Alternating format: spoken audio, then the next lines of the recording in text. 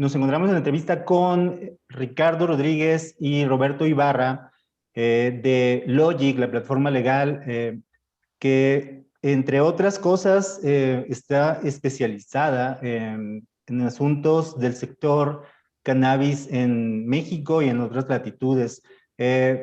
Bienvenidos, ¿cómo están? Gracias por aceptar esta entrevista para Industria 420. Muchísimas gracias por la invitación, Osvaldo. Gracias a ti y a tu auditorio por tenernos aquí. Un placer, Osvaldo. Gracias. Ok, primero cuéntenme, ¿qué es Logic? ¿Es una plataforma legal? Cuéntenme un poco de la historia, ¿qué hacen? ¿A qué se dedican?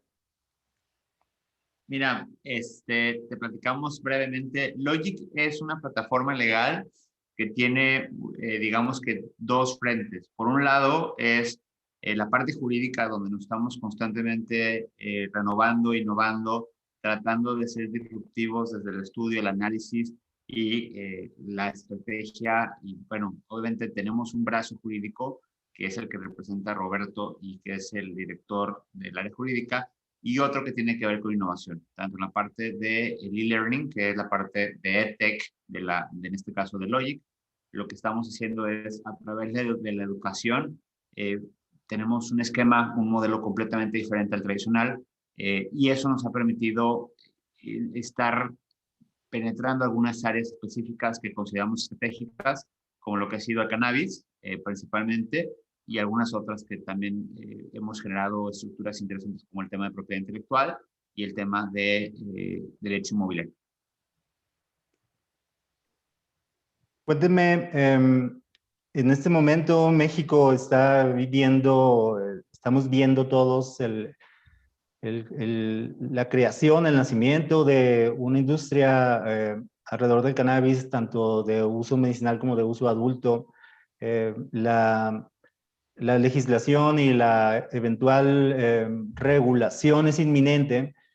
¿Cuál es el panorama para México, para el país, una vez que culmine el proceso legislativo y esto sea una realidad legal? Bueno, yo creo que hay que distinguir, como claramente lo hiciste, entre la rama del uso médico con finalidades médicas, que ya a partir del 12 de enero pasado ya lo tenemos vigente aquí en México, y que vino a complementarse con un reglamento derivado de la Ley General de Salud. En ese aspecto, México está pensado, o parece, por lo que tenemos en la regulación, que México está pensado para ser un país productor de medicamentos y de materias primas con contenido de cannabis o derivadas de cannabis. De hecho, en general, México es por lo menos 17% más competitivo en todo lo que tiene que ver con la fabricación de este tipo de productos, de medicamentos, respecto de nuestro vecino del norte. Entonces, la regulación médica está pensada para eso, para que en México podamos generar la materia prima desde la semilla hasta el producto terminado, el medicamento terminado, y eventualmente, por supuesto, distribuirlo, comercializarlo en el mercado local o también exportarlo. Únicamente pensemos, porque así está la regulación, que desde el punto de vista médico, la exportación está pensada para materias primas ya procesadas, extractos, precursores médicos, no la flor de cannabis, o ya de hecho el producto terminado. Pero por lo que vea la industria del uso adulto o del uso lúdico, la legislación que se está discutiendo, de hecho acaba de terminar de discutirse en la madrugada del día de hoy en la Cámara de Diputados, pasa a la Cámara de Senadores, prevé un panorama distinto. De algún modo distingue o crea esta gran distinción para México que ya de algún modo resuena en el mundo, que es la distinción entre el cannabis psicoactivo o con altos contenidos de THC y el cannabis no psicoactivo, que típicamente está asociado al CBD. En ese sentido, se pretende privilegiar el mercado mexicano respecto del cannabis psicoactivo, de tal modo que inclusive la iniciativa prevé la imposibilidad o la prohibición de importar y de exportar todo lo que tenga que ver con lo psicoactivo. En cambio, lo no psicoactivo, sí que México se convertirá por un lado en un mercado, el mercado más grande de Latinoamérica, con productos de CBD, tanto para el consumo interno como para la exportación.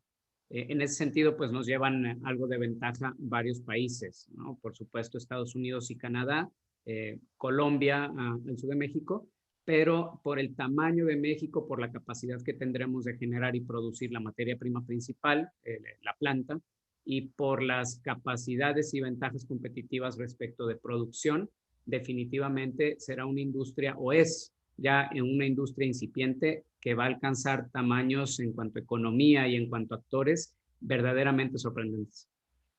¿Quiénes serán los actores de esta industria? Obviamente es el sector agrícola, es fundamental, pero ustedes que tienen ya una visión clara, tanto desde el aspecto regulatorio, ¿quiénes van a ser los jugadores de la industria? Primero, y dos, las personas o empresas que están interesadas en ser parte de este sector, ¿qué es lo primero que deben hacer? ¿Qué es lo que pueden ir adelantando en este momento?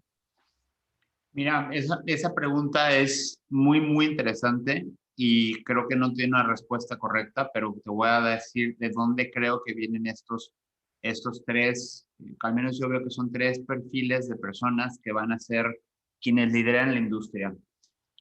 Hay que tomar como base o antecedente que por el tabú que representa esta industria por sí misma, constituye barreras de entrada psicológicas o sociales para muchas empresas que normalmente serían los líderes. Es decir, el tema moral que a mí pensar pudiera llegar a ser una barrera ideológica, será alguna de las cosas que pongan en una primera instancia barreras para los naturales poseedores de la industria. Es decir, hablando en la parte farmacéutica, hablando en la parte de los negocios como tal, agroalimentarios, va a ser que permita que los que no tengan estas barreras ideológicas puedan tomar ese delantera. Entonces, vamos a ver farmacéuticas, farmacias, en la parte médica y en la parte lúdica, algunos sectores, algunas partes de la industria agroalimentaria y estructurales que van a tomar esa delantera porque van a ver quiénes no entran en la carrera por una cuestión ideológica. Segundo, van a ver quiénes vienen de Estados Unidos y Canadá principalmente una cantidad importante de fondos de capital privado porque conocen que esta industria trae números positivos. Es decir, cuando tú consideras el crecimiento de un proyecto, tienes que considerar el crecimiento mismo de esa industria. Entonces, cuando una industria tiene esta inflación llámese tamaño de crecimiento natural, cualquier proyecto que pongas ahí, digamos que va a flotar junto con la industria. Entonces, si de alguna forma le sueltas la llave de agua a un tanque que se va a empezar a llenar, naturalmente van a subir. Entonces, hay también fondos de capital privado y empresas americanas y canadienses principalmente que tienen una apuesta fuerte por México porque la consideran la puerta de entrada a Latinoamérica. Y en tercer lugar pondría a los aventureros, a la gente que, si bien es cierto, no pertenece a esta industria o está en esta parte del empuje de la misma, habrá gente que vea una gran oportunidad de formar a través del conocimiento, a través de formar redes, estructuras que puedan tener un lugar en esta industria. Entonces, para mí, esos son los tres tipos de personas que van a estar. Repito, los naturales, segundo, los extranjeros y tercero, los pioneros o aventureros. ¿Cómo pueden ir estos actores preparándose? ¿Dónde, además de la eh, regulación, pues hay otros factores que deben tomar en cuenta? ¿Dónde prepararse? Vaya, ¿dónde encontrar capacitación? ¿Dónde encontrar asesoría? ¿Qué pueden hacer estos actores que quieren ser early adopters, vaya, de esta industria? Hay dos circunstancias interesantísimas de este tema. El primero es, creemos que vamos a innovar. Y la verdad es que hay tanto que ya existe. Colorado tiene tantas lecciones, Canadá tiene tantas lecciones, Colombia tiene tanto que enseñarnos, California tiene tanto que enseñarnos, que sería, lo voy a poner en palabras llanas, tonto pensar que vamos a inventar el universo. Lo primero que tenemos que hacer es voltear a ver afuera, rascarle un poquito más al internet, hacer una investigación profunda y seria de lo que es la industria para conocer los modelos de negocio que ya funcionan, para conocer los errores que ya cometieron otros y no creer que lo sabemos todo o que vamos a innovar. Primero, lo primero que creo es buscar allá afuera los recursos que ya existen. Son inmensos. Es una industria completa que, si bien es cierto para México es nueva, para otros países o para otras regiones no lo es. Entonces, hay mucho material allá afuera que debemos estar consumiendo con la intención de poder estar un poco más empapados. Segundo, hay proyectos como el nuestro y como algunos otros, cada una de las sesiones, cada uno de los proyectos, consejos, tienen su propia bandera, su propio forma ideológica y su propia forma de compartir.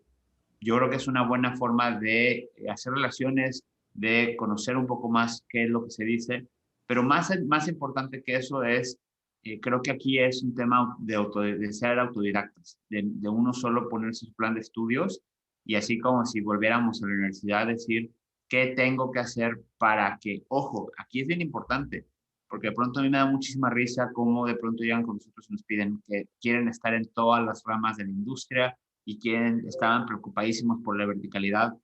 Yo creo que con una sola rama, con una sola beta que agarres de esta industria, que la explotes de forma adecuada, tienes suficiente trabajo como para no darte cuenta de nada más de aquí a la siguiente década. Entonces, también no sobresimplificar cada una de estas ramificaciones de esta industria es inmensa, y mi consejo sería busca aquella en la que tengas mejor resonancia, aquella que tenga que ver más con lo que actualmente ya haces, ¿no? Que eso sería mi consejo principal. No sé, Roberto, complementa lo que tú consideres. Podríamos decir que ya, o mencionar que ya hay facultades universitarias, por ejemplo, o asociaciones legalmente, formalmente constituidas, que ya comenzaron a poner a disposición de las personas que se quieran capacitar desde carreras técnicas o cursos con acreditación y validez en determinados lugares. Estados Unidos hay ya varias universidades, Canadá, por supuesto. En México tenemos cursos acreditados, por ejemplo, o capacitadores acreditados ante la Secretaría del Trabajo y también alguna universidad que ya tiene incluso algún curso registrado, pero la realidad es que coincido con lo que comenta Ricardo. Hoy día todavía esta formación es autodidacta, es de llenar bits and pieces, es decir, tomar de todos los lugares donde se encuentra valor y sobre todo, salvo por lo que tiene que ver con la regulación en concreto de algún lugar en donde hay que acudir a los expertos en ese lugar, lo que tiene que ver con la información de la planta, desde su biología, su utopía, etcétera, todo lo que tiene que ver con la parte vegetal, pasando por técnicas de cultivo y todas las actividades auxiliares en torno a la industria del cannabis en concreto, estamos todavía, no lejos, pero todavía a unos años de que haya información sistemática que podamos considerar, no sé, completamente integrada en una carrera completa, una carrera universitaria o en un curso integral. Entonces, los hay que decirlo, son pocos, pero todavía no son la solución a esta formación necesaria para la industria. ¿Cuáles serían, si es que esto puede ocurrir, cuáles serían las regiones del país, estados, regiones, zonas que tienen de inicio ventajas competitivas o pueden ser de los jugadores principales de esta industria en México en el futuro? Yo creo que podemos empezar por mencionar o dividir por las etapas de la cadena productiva, de la cadena industrial del cannabis. Y esa primera respuesta o ese primer acercamiento para lo que tiene que ver con la etapa primaria agrícola, la actividad propiamente del campo, siembra, cosecha y cultivo, la realidad es que la respuesta lo da la propia iniciativa de ley que se está discutiendo. Todas las zonas que han sido afectadas históricamente por la lucha contra el narcotráfico, ya por mencionar estados, pues podríamos mencionar 2 o 3 de los más paradigmáticos, Sinaloa o Michoacán, Jalisco mismo en algunas de sus regiones, serán beneficiados con prelación o preferencia para el otorgamiento de las licencias por encima de cualquier otro solicitante licenciatario, pero no son los únicos. las zonas que todavía están afectadas bajo el régimen agrario, ejidos y comunidades, y en general todas las zonas agrícolas o los agricultores en su persona y por supuesto en sus tierras, de algún modo son una población que la ley considera privilegiada para efectos de obtener más rápidamente y primero las licencias que se van a otorgar concretamente para el campo. No solamente esas, ellos también tendrán beneficios adicionales para solicitar el resto de las licencias de la cadena productiva. Entonces, definitivamente hay que voltear a ver a estos sujetos agrarios, por llamarles de algún modo, sujetos privilegiados, porque no nada más serán los primeros. La ley o la iniciativa de ley también prevé determinados cupos de producción agrícola, determinado número de licencias, todavía no sabemos cuántas, pero le da la facultad a la que parece que va a ser la autoridad decisora para poder emitir o limitar el número de licencias, y se le dará preeminencia a estos jugadores. Entonces, hay que voltear a verlos a ellos. Hay que comenzar a entrar en diálogo con los ejidos, comunidades y en general con el campo de nuevo. Y hay que buscar crear estas alianzas con ellos. Yo diría que esas son las comunidades o las personas privilegiadas y, repito, por ministerio de ley, así es. Fuera de ese tema, respecto de la actividad primaria, por supuesto, pues no hay que descuidar los climas, pero en ese sentido, México, en cada uno de los microclimas o de las zonas que tiene, pues es en sí mismo una región privilegiada, en general para la siembra. Y para el tema de lo que tiene que ver con la producción y la comercialización, ahí sí probablemente habrá que voltear a ver los corredores industriales que ya existen y los nuevos que se crearán precisamente para esta industria. Cada entidad federativa que se ponga viva, que genere estímulos fiscales para atraer la industria concreta del cannabis, creo que va a jugar un papel determinante en ese sentido. También se está regulando la producción de cáñamo. ¿Cuál es el panorama del cáñamo para el campo mexicano en este momento? Esa pregunta me la suele pasar el licenciado Ricardo, porque desde Logic hemos participado en la elaboración de algunas iniciativas o cooperando con determinados actores legislativos, sobre todo en el ámbito local, para generar iniciativas de licencias o de permisos de actividad de siembra, cultivo, cosecha, industrialización de cáñamo específicamente. Pero hay que mencionar que la ley por fin la incorpora. Lo menciona en 3 artículos, no regula mucho más y deja las facultades secundarias de regulación, reglamentación y de emisión de lineamientos a la SADER. Entonces, en ese sentido es una buena noticia, porque el cáñamo típicamente había sido el gran olvidado, lo es ciertamente desde el punto de vista del reglamento, lo era en cuanto a la iniciativa que salió de la Cámara de Senadores y que luego pasó a diputados, y hoy ya se prevé. Es una buena noticia porque con la Ley Federal para la Regulación del Cannabis tendríamos licencias para poder generar o producir cáñamo a nivel federal, pero la realidad es que todavía sabemos muy poco.